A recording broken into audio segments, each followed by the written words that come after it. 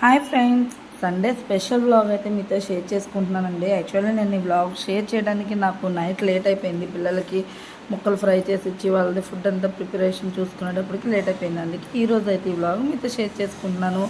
చేపలో ఉన్న ముక్కలను అయితే ముందుగానే మ్యాగ్నేట్ చేసి పెట్టేసుకున్నానండి. మ్యాగ్నేట్ చేయడానికి ఉప్పు, కారం, పసుపు, అల్లం వెల్లుల్లి పేస్ట్, పెరుగు, నిమ్మరసం, అలాగే పసుపు అన్నీ వేసేసుకుని మ్యాగ్నేట్ చేసేసుకున్నానండి. 2 గంటలు పక్కన పెట్టేసుకుంటే మనకి ముక్కలకి పట్టి ముక్కలు కూడా చాలా జ్యూసీగా ఉంటాయి. స్పైసెస్ అన్నీ ముక్కలకు పట్టడం వల్ల ముక్కలు తినేటప్పుడు కూడా చాలా టేస్టీగా ఉంటాయండి.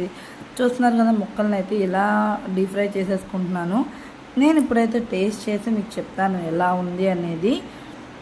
అసలు విరుస్తుంటేనే చాలా బాగా విరుగుతున్నాయండి. అంత క్రిస్పీగా వచ్చింది. టేస్ట్ కూడా అంతే బాగుంది. అన్ని ఫ్లేవర్స్ తెలుస్తూ టేస్ట్ అయితే ఎక్సలెంట్గా వచ్చిందండి. ఎంత బాగుందంటే అంత బాగుంది. ఈ వీడియో నచ్చితే మాత్రం మీరేం చేయాలండి, ఒక లైక్ చేయండి. అలాగే నా ఛానల్ అయితే సబ్స్క్రైబ్ చేసుకుని నాకు సపోర్ట్ చేయండి friends. Thank you friends, bye.